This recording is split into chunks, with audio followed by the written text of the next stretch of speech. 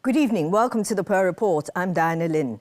The government received about 80,000 applications this year for student grants or loans amid continuing complaints that these subsidies can't meet the expenses of tertiary education. Moreover, many students have difficulty repaying the loans. The government is owed nearly $200 million in defaulted student loans, and experts say an increasing number of borrowers are using such loans for travel or investment instead.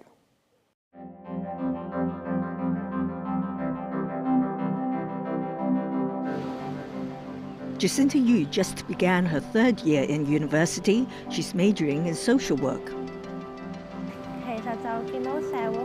I see a lot of injustice in society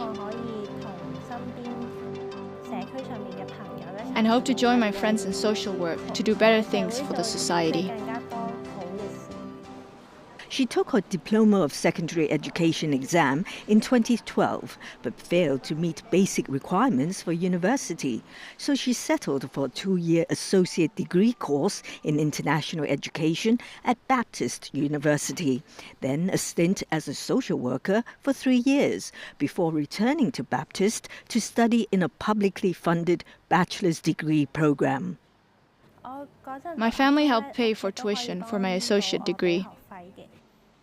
Since her parents divorced in 2012, Jacinta lived with her dad until he passed away last year. I lost a huge economic pillar. She's moved in with her mother and brother. Our relationship is now really good because we've lived separately for years. Right, not even living expenses. Even though she's family, I can't rely on her. Jacinta has around $88,000 in savings. Tuition costs $42,100 a year. I might be able to pay 2 years' tuition at a squeeze, but I'd be left with nothing. She opted to use her savings for monthly living expenses. She estimates $1,500 on food, $400 on transport, $5,000 on rent to her mum. She said she'll work part-time next year. My family condition has changed, so I've had to apply for a grant or a loan.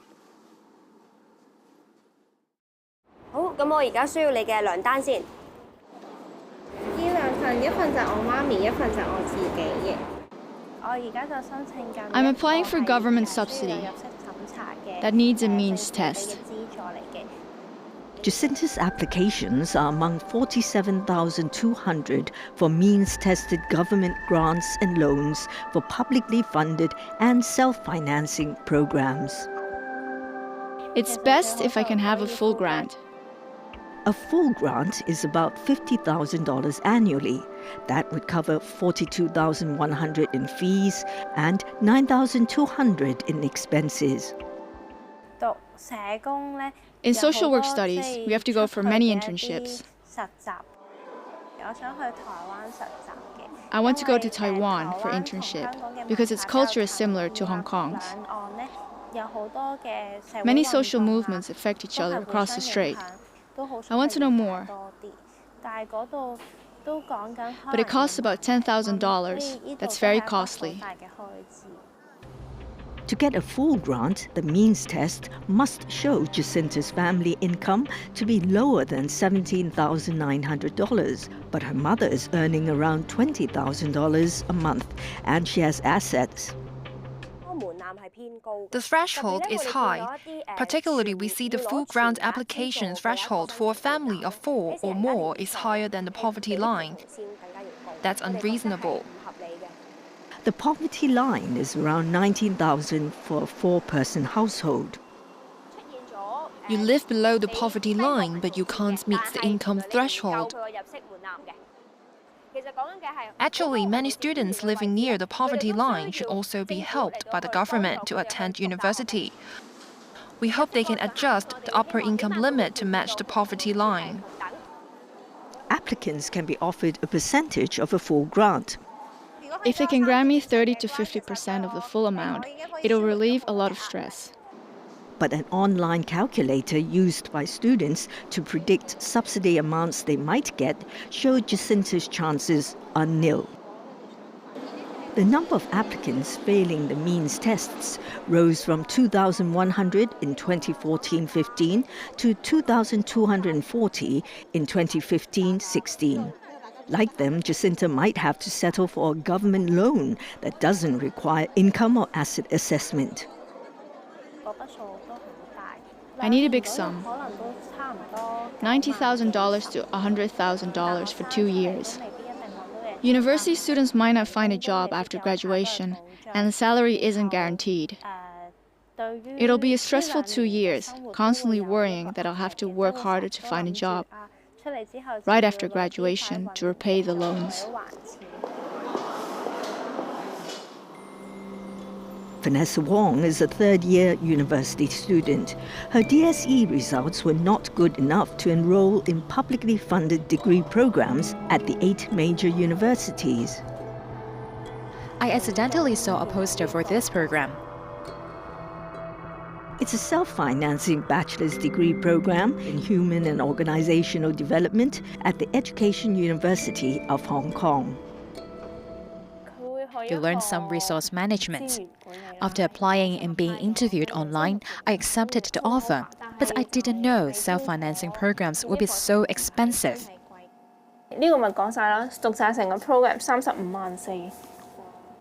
That's around $90,000 annually for 4 years. Vanessa's parents earn about $12,000 a month. They can't afford at this point to pay for my tuition. So Vanessa applied for and received a full grant of $80,800 for her first year and $84,000 in year 2. She's waiting for the result of her application this year. The grants have been about $10,000 short of her tuition. Vanessa does part-time work to cover the shortfall, plus school dormitory rental of about $7,000 per semester and food and transport costs of about $3,000 a month. I worked in tutorial classes, restaurants, and musical instrument shops. I work part-time 4 days a week. I go to Central right after class. I work until very late and get home around 10 p.m. I'm stressed out working part-time and studying. This year, 20,800 students met basic requirements to enter university, but only 15,000 publicly funded degree program places are on offer. University education always considered as an elite privilege. I think the government is quite mean. They still want to keep an elite system. There's many discussion in the society. They think if you have more funded university pace, there will be more university undergrads, and then there will be a competition in job. I don't think it's reasonable to have students that meet the basic requirement. They cannot admit to university. It's not fair for them. I think it should be more publicly funded degree course. Self-financing degree courses cost nearly double the publicly funded ones. For publicly funded degree programs, a full grant with covered tuition fees is really unfair. I hope the grant amounts can match the tuition fees of self-financing programs. Statistics show fees for self-financing degree programs rose about 2% more than the growth rate of government grants in the past 2 years. Social worker Silai San says 20% of students in self-financing programs have to supplement their full grants just for the tuition. I think we need to make sure and they can have a fully grant covered.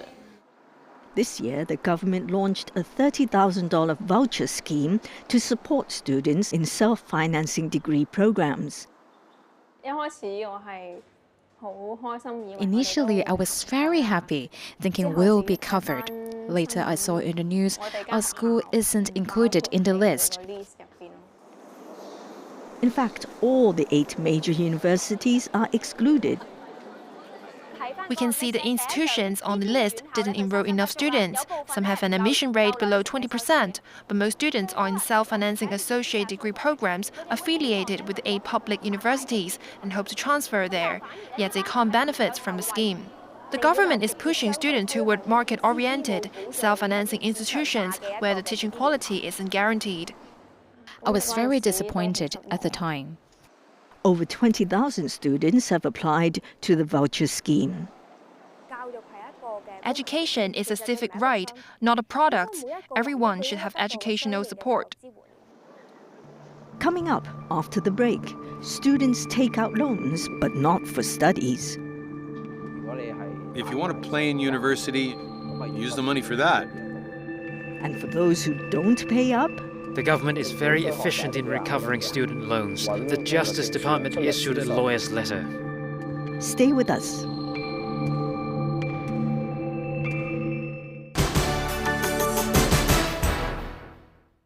Welcome back to the Pearl Report. College graduates owe the Hong Kong government nearly $200 million in defaulted student loans, and many are having a hard time repaying the money. Producer Annie Lau looks at how some students' lives have been changed by their loans. How do students use their loans? 有啲人會可能攞去借去旅行咁樣咧，或者有聽過講話可能攞去做投資，可能會遊學團或者 exchange 咁樣。有啲有用嚟交學費啦，但係有啲有拎去玩嘅。佢哋就拎去落級玩。佢借咗幾多錢㗎？好似4萬。幾耐？3個月左右咯，係都幾誇張。咁你點樣睇呢啲情況？還到咪得？係咯。同埋乜講得難聽啲，政府都唔缺呢一筆啦。KK Lai is a first-year student in physiotherapy at Polytechnic University. In his spare time, I like listening to music and taking photos. Sometimes I go hiking, and I want better photographic gear. For instance, the last time I went to watch the sunset with my friends, one of them had a neutral density filter to film the sunset, and the sea looked clearer with the filter. I think it's costly. I can't afford it. My family doesn't have much savings. They can't support my hobbies. His father had been unemployed for a year and a half before finding a job in July paying $20,000 a month. The money is mainly for their living expenses. No reason he should pay my tuition. KK has applied for a full grant of $50,200 yearly. I'll first use it for tuition fees. Secondly, to buy textbooks. Since our subject needs many photos of blood vessels and such, we have to make many color prints, and they're expensive. KK has also applied for a yearly means-tested loan of $49,400, mainly for living expenses. If I have extra money, I would buy a camera to learn photography. I would have more money to support different hobbies. Yes, maybe go to Japan. I like Japanese things. I want to eat ramen. I think the student loan program was really designed to assist a student to cover their tuition, education, resources costs primarily. I would not encourage a student to use student lending for purposes other than their education. Some people attend university to enjoy their youth. After graduation, you have a lifetime to earn money. If you want to play in university and live a colorful life, use the money for that. If you can't meet this goal because you lack money, you've wasted your university years. Actually, in recent years, many students use their loans for other purposes.